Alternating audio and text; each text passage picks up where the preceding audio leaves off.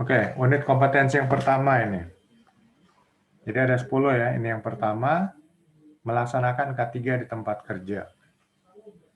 Nah, setiap unit kompetensi itu menurut kerangkanya ya dari SKKNI dipecah-pecah atau dibagi-bagi dalam beberapa elemen kompetensi. Contohnya untuk unit kompetensi yang pertama ini ada 4 elemen kompetensi. Jadi elemen kompetensi ini adalah bagian daripada unit kompetensi ini ya. Nah, unit yang pertama ini melaksanakan K3 di tempat kerja. Lalu masing-masing elemen kompetensi ini dijelaskan dalam suatu kriteria unjuk kerja. Jadi contohnya untuk unit kompetensi yang pertama ini, yaitu judulnya melaksanakan K3 di tempat kerja, dia memiliki elemen kompetensi yang pertama mengikuti prosedur K3, yang kedua mengidentifikasi prosedur kerja, lalu yang ketiga melaksanakan prosedur darurat, yang keempat membuat laporan pelaksanaan K3 di tempat kerja. Nah, saya jelaskan secara detail aja, secara singkat aja. Jadi untuk K3 di tempat kerja, Pak Suhermani harus tahu ya prosedur keselamatan kerjanya. Entah ini prosedurnya dalam bentuk SOP, atau dalam bentuk checklist, atau dalam bentuk kebijakan. Kemudian nanti ada prosedur kerja. Ya. Ini biasanya langkah-langkah kerja mengerjakan pekerjaan, dalam hal ini mungkin pekerjaan menginstalasi scaffolding umpamanya, atau mengawasi scaffolding. Nah, ini harus benar-benar diketahui dan dipahami oleh pengawas scaffolding ya. Kemudian ada prosedur darurat. Jadi kalau terjadi satu keadaan darurat, keadaan darurat itu artinya keadaan yang membutuhkan penanganan yang cepat dan tepat. Ya. Jadi artinya tidak perlu bertanya, tidak perlu koordinasi, sudah tahu ya harus melakukan apa. Itu namanya tindakan atau antisipasi atau prosedur dalam melakukan tindakan dalam keadaan darurat. Nah, makanya ini perlu dipahami dengan benar prosedurnya, lalu dilatih berulang-ulang. Jadi kalau terjadi keadaan darurat, itu prosedur normal nggak berlaku lagi ya. Yang berlaku adalah prosedur keadaan darurat. Nah, prosedur keadaan darurat ini bisa terdiri dari mungkin perencanaan keadaan darurat, ya, kemudian tim penanggulangan keadaan darurat, ya, peralatan-peralatan keadaan darurat, semuanya itu nanti akan benar-benar dilakukan ya atau digunakan pada saat terjadi keadaan darurat. Kalau dalam keadaan normal tidak akan digunakan ya umpamanya peralatannya. Atau tim penanggulangan keadaan darurat baru bekerja saat terjadi keadaan darurat. Kalau tidak terjadi keadaan darurat, mereka mungkin hanya latihan-latihan aja. Lalu setelah itu membuat laporan pelaksanaan K3 di tempat kerja. Jadi, yang perlu dikuasai dalam melaksanakan K3 tempat kerja adalah tahu ya prosedur keselamatan. Entah itu dalam bentuk checklist, entah itu dalam bentuk kebijakan, entah itu dalam bentuk golden rule atau aturan dan sebagainya. Lalu mengetahui prosedur kerja ya, langkah-langkah kerja ini dalam bentuk mungkin SOP gitu ya. Kalau berhubungan dengan scaffolding ya mungkin SOP instalasi scaffolding ya. Lalu SOP pengawasan scaffolding. Jadi seorang pengawas scaffolding harus benar-benar tahu dan memahami prosedur kerja di bidang scaffolding. Dan kemudian kalau terjadi keadaan darurat ya, keadaan darurat itu mungkin kecelakaan kerja ya, atau mungkin terjadi ya nggak minta-minta ada kebakaran, ada banjir dan sebagainya. Apa yang harus dilakukan? Disitulah kemudian sudah ditetapkan prosedur dalam keadaan darurat. Apakah ini bentuknya kebijakan, checklist, ya, kemudian SOP dan sebagainya, serta perencanaan, itu semua bisa dikatakan bagaimana melaksanakan prosedur darurat. Nah, nanti saya hanya bahas di elemen kompetensi. Kalau seandainya elemen kompetensinya kurang bisa dipahami, baru lihat ini kriteria unjuk kerjanya apa. Ya. Dalam hal ini contoh, untuk melaksanakan prosedur darurat, berarti peralatan darurat diidentifikasi dan digunakan sesuai prosedur dan pedoman LK3 ya, lingkungan keselamatan dan kesehatan kerja. Jadi artinya barulah peralatan darurat ini digunakan. Seperti contohnya dalam kebakaran, barulah apart digunakan ya, atau hidran, atau mungkin kalau dalam bangunan itu sprinkler langsung berfungsi. Lalu teknik penanganan keadaan darurat ya, dilaksanakan sesuai prosedur. Jadi sini sudah ada tekniknya dan sudah diketahui oleh semua karyawan kalau bisa, atau minimal tim penanggulangan keadaan darurat. Nah, kalau pengawas ya sudah pasti harus tahu ya teknik penanganan keadaan darurat, dan nanti akan menginformasikan kepada seluruh tim kerjanya. Kemudian prosedur dan kebijakan tentang tanggap darurat di lokasi tempat kerja diikuti. Jadi mematuhi semua prosedur, kebijakan, aturan terkait tanggap darurat. Ya, ini kira-kira penjelasan dari elemen kompetensi melaksanakan prosedur darurat. Dan terakhir membuat laporan ya pelaksanaan keselamatan dan kesehatan kerja di tempat kerja. Nanti dibuat sesuai format laporan yang sudah standar di perusahaan.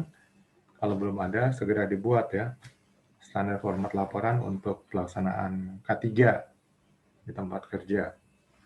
Lalu laporan pelaksanaan K3 di tempat kerja diverifikasi pejabat yang berwenang ya. Jadi dibaca dan ditandatangani kalau setuju oleh pihak-pihak yang berwenang ya untuk menerima laporan pelaksanaan K3 tersebut. Ya, ini unit kompetensi yang pertama melaksanakan K3 di tempat kerja. Lalu unit kompetensi yang kedua melaksanakan komunikasi di tempat kerja. Di sini ada 3 elemen kompetensi. Jadi memilih prosedur komunikasi, melaksanakan informasi, dan membuat laporan. Jadi komunikasi adalah bagaimana hubungan ya antara 2 orang atau lebih dalam menyampaikan informasi-informasi atau menyampaikan perintah kerja atau menyampaikan hal-hal lainnya ya. Dan kemudian bagaimana pihak yang disampaikan informasi, perintah kerja atau hal lainnya tersebut memberikan respon. Itulah namanya komunikasi. Komunikasi juga bisa hanya satu arah. Jadi penyampaian informasi kepada satu orang atau lebih. Jadi komunikasi ini dianggap penting ya, karena biasanya seringkali kecelakaan kerja itu disebabkan karena tidak ada komunikasi. Atau yang kedua, salah menerima informasi. Atau terjadi miskomunikasi. Sehingga benar-benar komunikasi ini harus ada feedback saat memberikan informasi. Jadi pihak yang memberikan informasi mengetahui bahwa informasi ya atau perintah atau hal lainnya itu bisa diterima dengan tepat dan benar. Kalau saat feedback diminta dan feedbacknya masih salah, di saat itulah pemberi komunikasi bisa memperbaiki informasi yang diterima dengan salah tersebut. Nah, itulah pentingnya komunikasi. Nah, sini elemen yang pertama memilih prosedur komunikasi. Jadi bagaimana mau dipakai prosedur komunikasi ya? Di sini teknik komunikasi yang tepat dipilih ya. Apakah bisa lewat telepon, tatap muka ya, atau meeting, kode-kode, laporan tertulis, sketsa atau gambar, dan seluruhnya. Kalau perlu semuanya digunakan ya. Jadi intinya tetap harus ada komunikasi. Ya minimal tiap pagi tentu akan dikumpulkan ya untuk briefing sebelum memulai pekerjaan. Jadi di briefing itu, briefing singkat, ya, pertemuan singkat, tentu akan memastikan lagi ya, apakah tim kerja sudah memahami pekerjaannya hari tersebut. Kalau perlu tanyain satu-satu. Ya. Dan kemudian, kalau ada yang belum paham, jelaskan lagi. Sehingga mereka benar-benar akan melakukan pekerjaan dengan tepat dan benar. Sumber-sumber informasi diidentifikasi dan disusun secara berurutan. Jadi, sumber-sumber informasi ya, ini benar-benar menjadi hal yang penting agar informasi itu dapat sampai dengan tepat ya kepada orang yang diberikan informasi. Nah ini kalau perlu semua metode komunikasi dipakai ya lewat WA group ya, kemudian lewat email, lewat telepon langsung ya. Pakai kode-kode mungkin nanti kalau udah bangunan scaffoldingnya jadi, kalau terlalu jauh kan bicaranya tinggal pakai kode atau pakai handy talkie gitu ya. Kalau nanti ada laporan tertulis sehingga bisa membaca informasi-informasi terkait aktivitas pekerjaan pada hari tersebut ya. Kemudian sketsa gambar juga diperlukan ya. Jadi nanti saat scaffolding dibangun tentu operator scaffolding atau teknisi scaffolding akan mendirikan scaffolding sesuai sketsa gambar sudah di-approve. Lalu setelah prosedur komunikasi ini disepakati semuanya, apa-apa aja yang dipakai, kemudian melaksanakan informasi ya. Jadi mulai mengirimkan informasi ya kepada tim, apa yang harus dilakukan dan bagaimana mereka melakukan. Dan kemudian tim memberikan feedback ya, kami telah melakukan ini, lalu kalau ada yang kurang detail mungkin atau ada yang kurang jelas, mereka akan tanyakan kembali, lalu pengawas akan menjelaskan kembali dan seterusnya. Terjadilah komunikasi timbal balik ya. Sehingga diharapkan komunikasinya tidak hilang atau tidak salah diterima, itu yang penting. Dan terakhir, membuat laporan pelaksanaan komunikasi di tempat kerja. Jadi format laporan dibuat sesuai standar internal perusahaan, lalu apa-apa aja yang terjadi komunikasi itu semua dilaporkan, yang akan menjadi bahan pembelajaran ya untuk kedepannya ya. Setiap masalah, bagaimana solusinya yang diambil, itu dicatat hasil dari komunikasi, meeting ya, komunikasi lewat laporan-laporan dan seterusnya. Unit kompetensi yang ketiga mengatur pelaksanaan K3 di tempat kerja. Kalau tadi melaksanakan K3 di tempat kerja, sekarang bagaimana memanage, mengatur pelaksanaan K3 tersebut. Ya.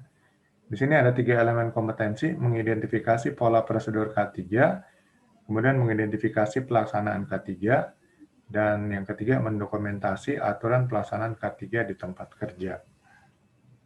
Jadi sini identifikasi pola prosedur. Ya. Jadi apa yang sebenarnya diinginkan oleh prosedur-prosedur kerja di bidang keselamatan kerja. Penjelasannya yaitu kriteria unjuk kerja, terjadinya penyimpangan dan pelanggaran K3 dipertimbangkan dari segala aspek sebab dan akibat. Jadi mulai identifikasi pelanggaran-pelanggaran penyimpangan yang mungkin ya. Kemudian prosedur K3 dijelaskan, didemonstrasikan, lalu benar-benar menjelaskan kembali semua prosedur kebijakan K3. Contoh pelanggaran K3 diperlihatkan melalui audiovisual. Jadi contoh-contoh yang akan menjadi pembelajaran ya bagi semua tim kerja diperlihatkan, dan ini bisa dilaksanakan dalam bentuk safety talk ya. Sehingga ini akan menjadi motivasi bagi pekerja untuk bekerja dengan aman dan selamat. Jadi artinya melaksanakan K3 sudah dilakukan lewat prosedur ya, prosedur keselamatan, prosedur kerja, dan kemudian prosedur keadaan darurat. Sekarang bagaimana memanage itu semua agar para pekerja benar-benar bisa melaksanakannya. Jadi kasih motivasi ke mereka supaya mereka benar-benar berperilaku aman dan selamat, dan kemudian menjelaskan cara-cara melakukan pekerjaan dengan aman dan selamat, diulang-ulangi ya, supaya tetap selalu aware ya, waspada, kalau perlu dengan melalui audiovisual. Lalu elemen kompetensi kedua, mengidentifikasi pelaksanaan K3. Nah, di sini penjelasannya adalah penyimpangan dan pelanggaran K3 diidentifikasi, tindakan diperlukan apabila terjadi penyimpangan pelaksanaan prosedur K3 diidentifikasi. Jadi sini dibentuk semacam reward and punishment. Siapa melanggar aturan K3, siapa melanggar SOP, siapa melanggar tidak memakai APD dengan benar, ya akan ada sanksi. Tapi siapa yang bekerja dengan aman dan selamat sampai proyek selesai, mungkin akan ada reward ya, atau penghargaan. Jadi dengan reward dan punishment itu menjadi satu pemicu bagi para pekerja untuk benar-benar melaksanakan semua ketentuan K3. Yang ketiga, mendokumentasi aturan pelaksanaan K3 tempat kerja. Jadi semua aturan itu disusun tertulis ya, sehingga bisa dibagi-bagikan. Aturan pelaksanaan K3 tempat kerja diverifikasi oleh pejabat yang berwenang. Dia tertulis, diketahui oleh pejabat yang berwenang dalam bentuk tanda tangan. Jadi sah semuanya. Jadi kalau tadi yang elemen kompetensi pertama melaksanakan ya, berarti menyediakan semua aturan K3, yaitu berupa prosedur keselamatan kerja, prosedur dalam keadaan darurat ya, lalu laporan-laporan. Nah, di sini bagaimana mengatur pelaksanaan K3 tersebut ya, elemen kompetensi yang ketiga. Lalu di elemen kompetensi yang keempat, ini komunikasi yang diatur. Kalau tadi sudah ditetapkan ya, teknik komunikasinya, cara komunikasinya apa aja, sekarang komunikasi yang diatur ya. Di sini mempersiapkan sarana komunikasi, ya, jadi sarana yang sudah dipilih kemudian di sini menjadi dilakukan. Sarana-sarana tersebut termasuklah tanda-tanda rambu-rambu peringatan ya. Ini bagian dari komunikasi ya. Ditempelkan atau diletakkan di tempat-tempat tertentu ya untuk kembali mengingatkan para pekerja ya, sehingga mereka tetap aware, tetap waspada terhadap bahaya dan risiko. Prosedur komunikasi dibuat tertulis yang mudah dipahami oleh semua pihak dan dijelaskan kepada kelompok kerja sebelum melakukan pekerjaan. Jadi kembali diingatkan prosedur komunikasi agar benar-benar dipahami, ya. Sehingga semua pekerja itu paham bagaimana cara berkomunikasi yang efektif ya, di tempat kerja. Lalu elemen kompetensi yang kedua, mengidentifikasi proses komunikasi.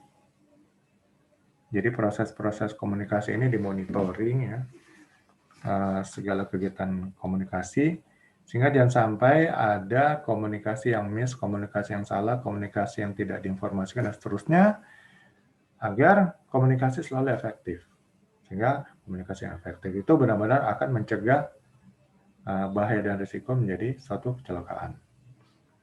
Lalu mendokumentasi aturan pelaksanaan komunikasi tempat kerja ya. Jadi membuat catatan-catatan hasil pelaksanaan komunikasi ya. Kalau meeting ada mungkin notulennya ya. Sehingga bisa dievaluasi nantinya. Dan kemudian nanti aturan pelaksanaan komunikasi dan hasil-hasil laporan komunikasi itu diverifikasi oleh pejabat yang berwenang ya. Diketahui dan ditandatangani. Ya, ini unit kompetensi yang keempat, mengatur komunikasi. Jadi 4 unit kompetensi hanya khusus mengatur bagaimana keterampilan atau skill dalam hal bekerja dengan aman dan selamat, K3, dan juga dalam berkomunikasi. Jadi 2 hal ini yang penting ya, K3 dan komunikasi. Karena biasanya 2 hal ini kalau tidak dijalankan dengan benar, akan dapat menyebabkan terjadinya insiden atau kecelakaan kerja.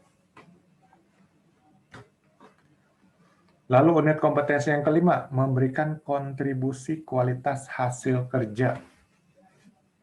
Jadi sebagai pengawas scaffolding, tentunya harus memberikan kontribusi kualitas. Kalau kita bicara kualitas, maka kualitas itu adalah harapan yang diinginkan oleh para stakeholder.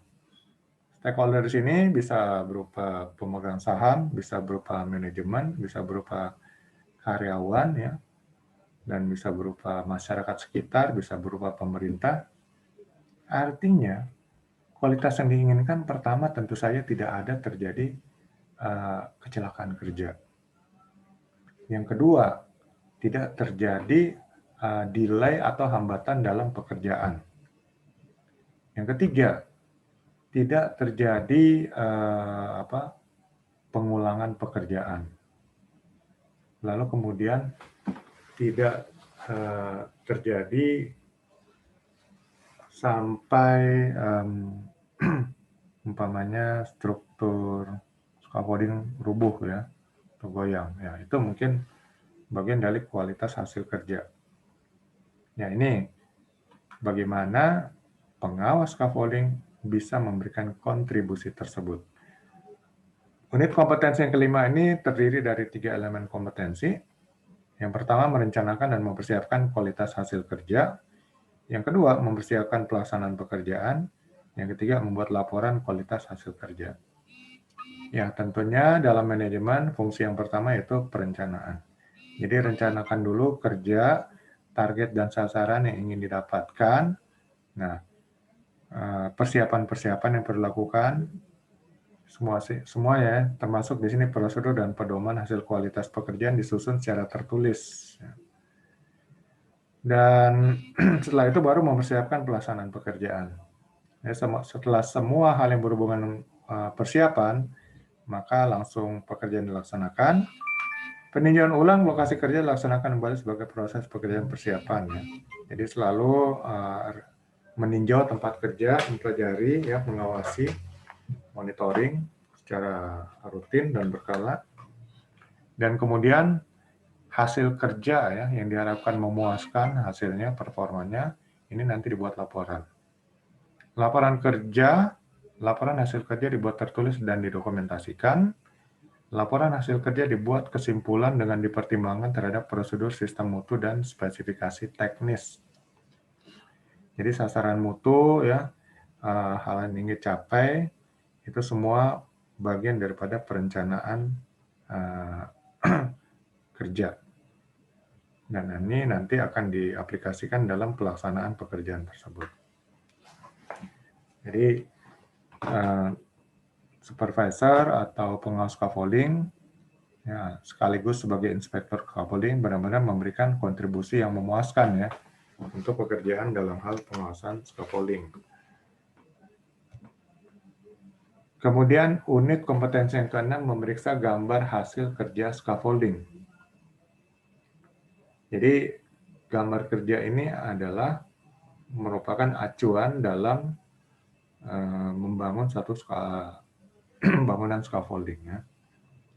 Di sini terdiri dari 3 elemen kompetensi ya.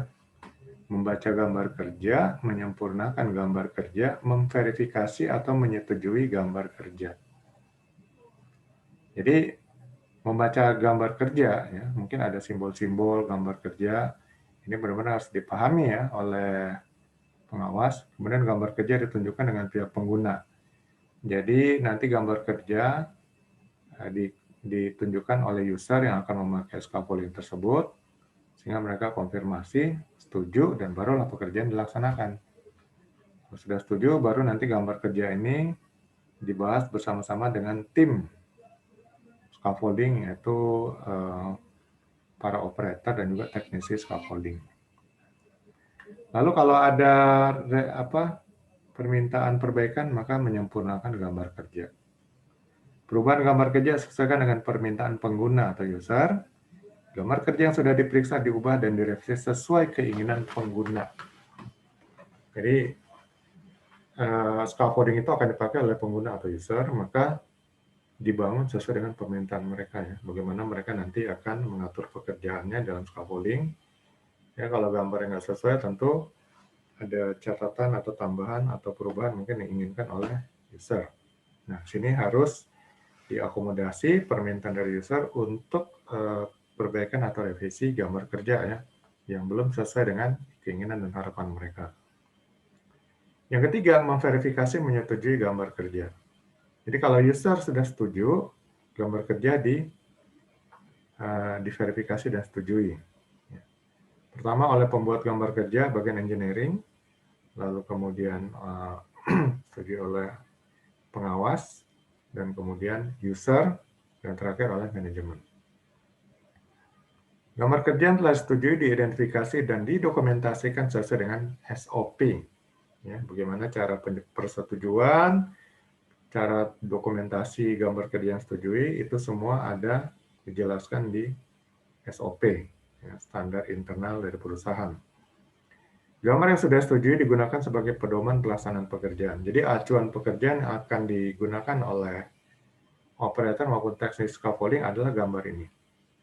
Dan kemudian acuan pengawasan, ya, pendirian pembangunan scaffolding oleh pengawas juga adalah gambar yang sudah di-approve.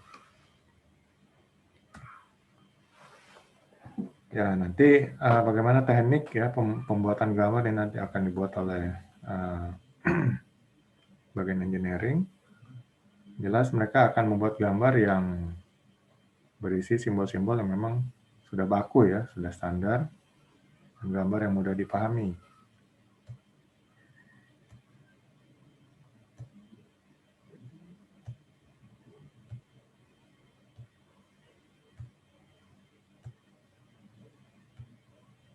Kemudian unit kompetensi yang ke-7, mengidentifikasi desain scaffolding. Jadi setelah gambar disetujui, lalu sekarang perhitungan mengenai desain scaffoldingnya. Nah, di sini ada 3 elemen kompetensi: melaksanakan identifikasi perhitungan kekuatan scaffolding, yang kedua melaksanakan identifikasi jenis dan jumlah bahan scaffolding, yang ketiga memverifikasi menyetujui desain scaffolding. Jadi desain scaffolding ini bagaimana material-materialnya, ya, jenis material yang digunakan, ya, kekuatannya, kemudian berapa jumlahnya. Nah, inilah yang kemudian dihitung sebagai identifikasi desain scaffolding. Ini pertama identifikasi perhitungan kekuatan scaffolding, ya. Perhitungan mekanika kekuatan rangka scaffolding diidentifikasi. Kemudian perhitungan kekuatan lantai diidentifikasi. Kemarin kita sudah bahas standar-standar bagaimana scaffolding, ya, yang beban ringan, beban menengah maupun beban berat, ya, berapa maksimal kapasitasnya, bagaimana kekuatan untuk fondasi, nah, itu semua dihitung nanti. Lalu elemen kompetensi kedua, melaksanakan identifikasi jenis dan jumlah bahan scaffolding. Jadi bahan mulai dari standarnya, ya, kemudian ledger, transom, brace-nya, semua diidentifikasi, ya. Dan semua bahan ini benar-benar memang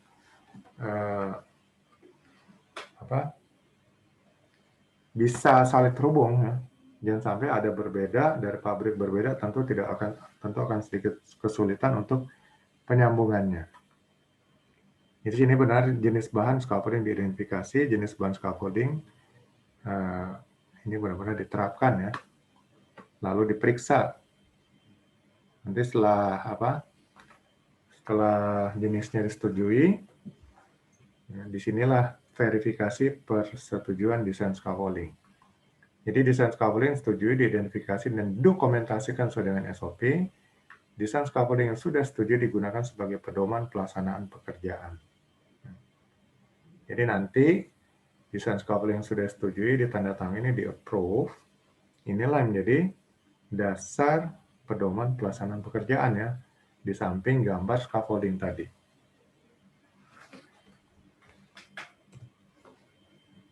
Ya, tadi beban ringan di sini, ya, 225 kg per bay. Beban menengah 450 kg per bay, beban berat 650 kg per bay. Nanti hitung-hitungannya, ya, beban mati inilah beban peralatan, ya, berat peralatan dari pipa-pipa scaffolding itu sendiri. Lalu ditambah dengan beban hidup, ya, orang dan juga peralatan kerja dari orangnya. Sehingga untuk beban ringan, ya, yang dibangun scaffolding beban ringan ini tidak boleh melebihi per bay-nya ini 225 kg. Kalau memang masuk ke beban menengah 450 kg per bay, lalu beban berat 650 kg per bay, ya. Kemudian nanti ada hitung-hitungannya juga. Ya. Semua berat standar dan adjustable base plate bertumbuh pada papan landasan atau sole plate, faktor beban 1. Jadi nanti untuk semua beban yang dihitung di base plate atau sole plate itu faktor beban 1, karena itu semua adalah berat dari standar. Sedangkan berat transform, ledger, brace diterima oleh 2 standar. Jadi kalau hanya ledger atau transform, ini hanya 2 standar dia tumpuannya, berarti hitungannya setengah. Kemudian berat papan scaffolding, karena numpunya ke ke 4 standar, dibagi 4 ya, sehingga perhitungannya 0,25. Kalau yang sini hanya per standar, jadi masuk ke 1 standar semuanya full, jadi hitungannya faktor beban 1. Kalau ini setengah ya, jadi dikali setengah beratnya, ini 0,25. Itulah nanti hitungan beban mati ya.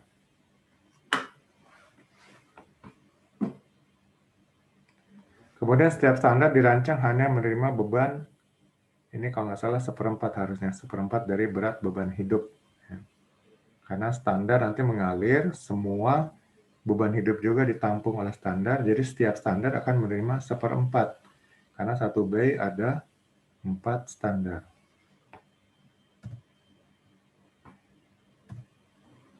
Kemudian unit kompetensi yang ke-9 ya. Mengidentifikasi jadwal pelaksanaan scaffolding.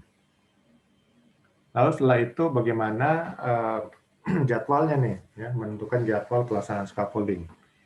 Di sini ada 3 elemen kompetensi.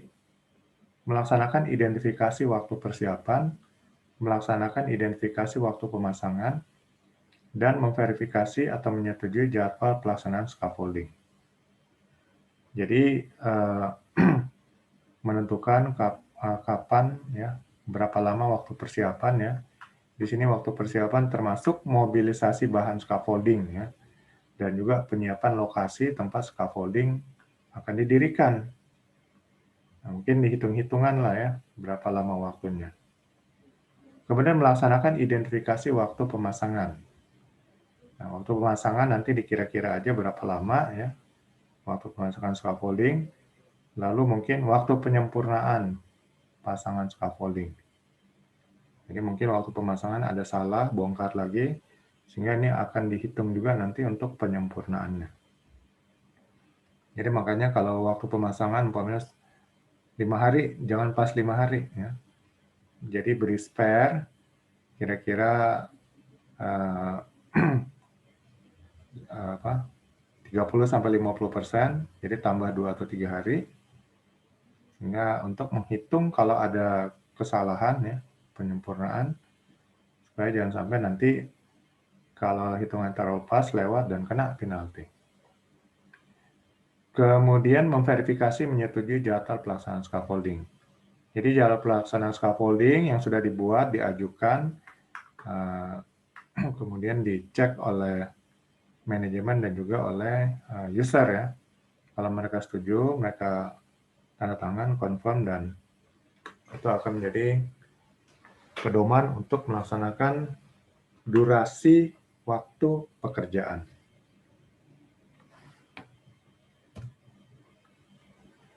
Kemudian unit kompetensi yang ke-9 kalau nggak salah nih, memeriksa rangkaian pemasangan scaffolding.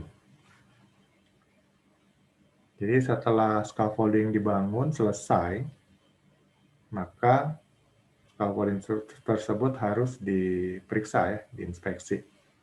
Di sini ada 4 elemen kompetensi. Yang pertama, melaksanakan pemeriksaan posisi horizontal dan vertikal. Yang kedua, melaksanakan pemeriksaan kekuatan scaffolding. Yang ketiga, melaksanakan pemeriksaan keamanan penggunaan scaffolding. Yang keempat, memverifikasi atau menyetujui rangkaian pemasangan scaffolding. Jadi yang pertama, melaksanakan pemeriksaan posisi horizontal dan vertikal. Jadi pengawas harus mengecek semuanya nih, mulai dari atas ya, per bay, turun ke bawah per bay, ya. Cek kalau bisa dengan water pass ya, untuk melihat benar-benar horizontal posisinya benar-benar rata, tidak ada kemiringan. Yang vertikal juga pastikan tidak ada kemiringan ya, karena ada kemiringan 1 derajat aja itu akan mempengaruhi kekuatan daripada struktur bangunan scaffolding tersebut ya, kekuatannya akan berkurang.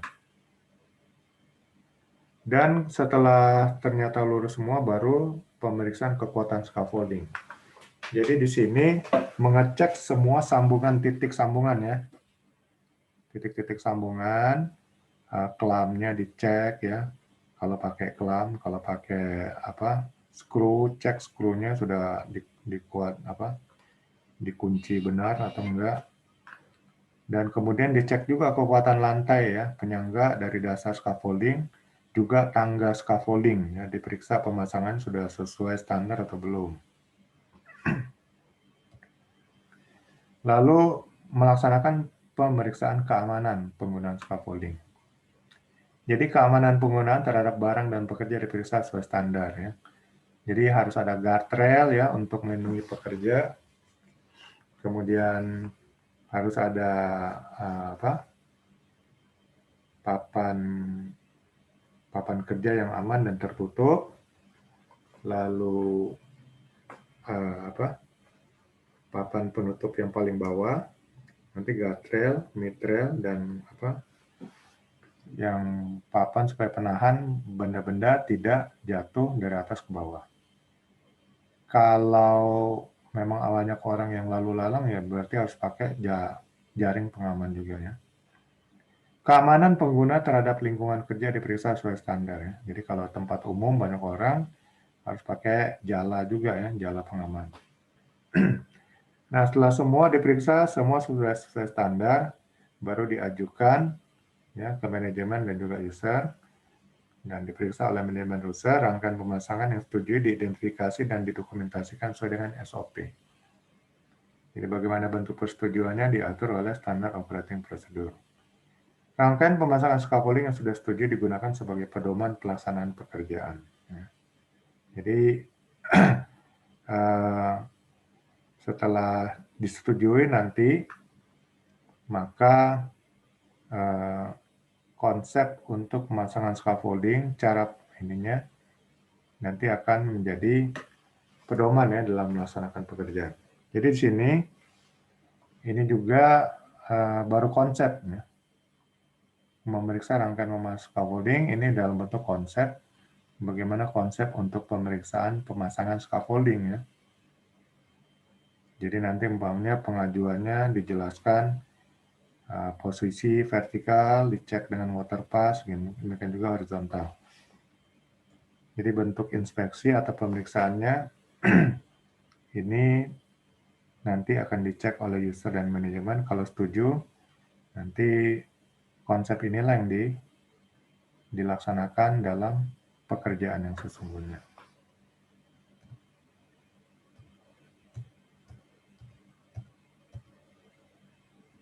Ya, mungkin nanti memakai scaffolding tag, scaf tag. Kemudian cek peralatannya ya, apakah baru atau bekas. Yang jelas jangan sampai peralatan yang tidak layak pakai gitu ya. Yang rusak-rusak, ini langsung reject aja.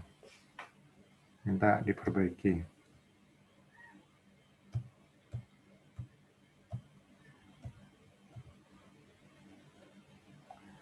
Setiap peralatan harus diperiksa minimal 7 hari sekali. Jadi pemeriksaan rutin.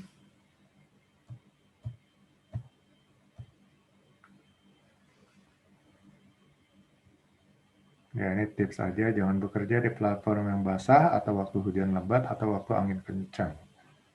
Semua personel harus bertanggung jawab untuk penjagaan dan pemeliharaan perancah waktu bekerja. Kemudian unit kompetensi yang terakhir, ya.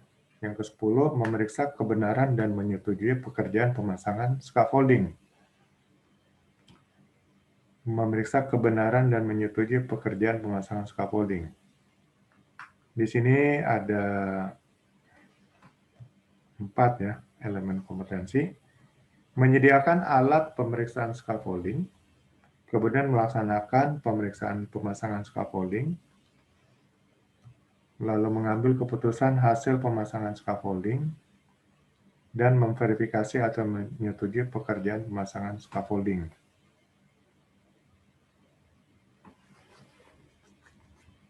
Jadi di sini semua kompetensinya hanya konsep ya, konsep. Contoh, menyediakan alat pemeriksaan scaffolding. Jenis peralatan untuk memeriksa kebenaran pemasangan scaffolding dipilih sesuai fungsinya ya. Alat-alat untuk pemeriksaan scaffolding, apakah layak atau tidak. Peralatan untuk memeriksa kebenaran pemasangan scaffolding diperiksa kondisi kelayakannya. Ya, ini konsep. Lalu melaksanakan pemeriksaan pemasangan scaffolding. Ini juga konsep ya. Struktur scaffolding yang sudah terpasang diperiksa letak kedudukannya pada posisi vertikal dan horizontal. Peralatan pengikat ya. Scaffolding diperiksa kekencangannya, kemampuan daya dukung operasional scaffolding diperiksa kebenarannya. Kemudian mengambil keputusan hasil pemasangan scaffolding. Scaffolding yang terpasang diperiksa kesesuaiannya terhadap gambar rencana. Pemasangan scaffolding yang tidak sesuai gambar diarahkan pembetulannya. Hasil pemasangan scaffolding yang sudah memenuhi standar rekomendasikan untuk digunakan sesuai kegunaannya. Yang keempat, memverifikasi menyetujui pekerjaan pemasangan scaffolding. Pekerjaan pemasangan scaffolding yang setuju diidentifikasi dan didokumentasikan sesuai dengan SOP. Pekerjaan pemasangan scaffolding yang sudah setuju digunakan sebagai pedoman pelaksanaan pekerjaan. Nah, saya bilang, sorry ya, ini kritik saya. Ini harusnya menjadi satu dasar kompetensi. Tapi di sini kayaknya konsep-konsep, karena ada ini. Pekerjaan pemasangan scaffolding sudah setuju digunakan sebagai pedoman pelaksanaan pekerjaan. Jadi kan seakan-akan ini konsep aja ya, bukan murni kompetensi yang diinginkan. Ya, itu aja sih, karena ada kata ini, akhirnya ini pun keputusan pemasangan scaffolding hanya berupa konsep juga gitu. Oke, ini 10 unit kompetensi. Ya, anggaplah ini unit kompetensi yang disyaratkan, yang harus dipenuhi untuk disahkan menjadi pengawas scaffolding ya. Jadi harus menguasai bagaimana konsep K3, konsep komunikasi ya. Kemudian gambar scaffolding. Gambar scaffolding harus yang sesuai ya, terutama permintaan daripada user. Lalu bagaimana pelaksanaan pemasangan scaffolding dan juga bagaimana pemeriksaan scaffolding ya. Dan akhirnya bagaimana memeriksa kebenaran menjadi pekerjaan pemasangan scaffolding. Ini menjadi dasar kompetensi untuk pengawas scaffolding.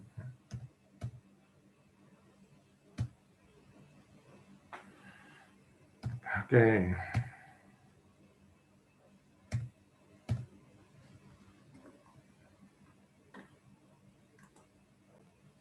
Ya itu Pak Suherman. Siap. Sudah siap diuji Pak. Iya. Oh, ada 10 itu ya? Ya, 10 itu aja kompetensi yang perlu Bapak kuasai. Jadi nanti asesor akan bertanya nggak jauh-jauh dari standar kompetensi kerja ini. Mungkin akan bertanya mengenai K3, mengenai komunikasi, kemudian mengenai bagaimana gambar scaffolding, bagaimana pemeriksaan scaffolding, itu semua aja mungkin. Karena mungkin ini pekerjaan hari-hari Pak Suherman ya. Yang penting jawabnya harus dijawab ya. Harus dijawab. Karena kalau nggak sama sekali nggak menjawab, bagaimana asesor akan memberikan penilaian. Oh, siap. Asesornya dari itu ya, dari orang apa namanya? BNCP apa?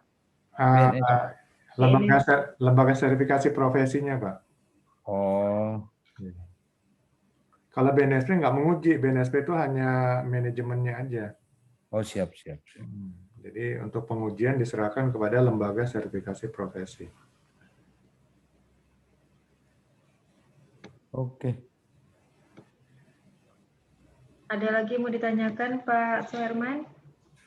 Saya rasa cukup jelas. Oke, nanti saya share juga ya yang dari kemarin video belum di-share. Ya. Saya share lagi supaya Saya paling screenshot saja setiap materinya Pak Mario ini. Oke. Tapi kalau ada dikasih juga yang lengkap, enggak apa-apa. Boleh nanti kita share. Oke Pak, itu aja Pak Mario. Oke, sip, Pak Herman. Selesai ya Pak. Terima kasih Pak Mario. Sama-sama, Bu Yanti. Ya, terima kasih. Terima kasih juga Pak Suherman sudah hadir di hari ini. Iya, makasih. Jadi besok itu saya akan share di grup aja ya Pak untuk Zoom ID dan password Zoom meeting untuk pre-assessment besok. Mau tanya sedikit, Ibu siapa? Ganti Kalau Pak. di sini ada ini ya, apa sih namanya yang di Batubara itu? Training POP. POP ada Pak. Ada ya? Ada POP, POM. POP ada, maksudnya untuk kerja di Batubara, untuk pengawas itu kan harus punya sertifikat POP ya? Ya, betul Pak. Oke, Ya. nanti saya info ke ada teman katanya mau nyari-nyari itu. Oh baik Pak. Iya. Baik Pak. Ya. Itu berapa lama durasinya itu? Ada yang expirednya 3 tahun, ada yang 5 tahun Pak. Bukan, lama trainingnya. Oh, durasi trainingnya 5 sama Pak dengan ini Pak, 4 hari training, 1 hari ujian. Oh, 4 hari. Ada yang 3 tahun, ada 5 tahun ya? Iya. Budgetnya itu kalau nanti bisa dikirim ke WA saya di breakdown. Bisa Pak. Ya di WA-nya di chat. Oke, makasih. Ya, terima kasih Pak Suherman. Sampai ketemu Oke. besok Pak. Nanti pre-assessment besok di jam 2 ya Pak ya. Nanti saya share Oke, lagi. jam 2 ya. Siap. Ya. Oke, Assalamualaikum. Selamat siang Pak Mario. Terima kasih. Siap, terima kasih. Selamat siang. Makasih Pak Mario. Terima kasih, Bu Yanti.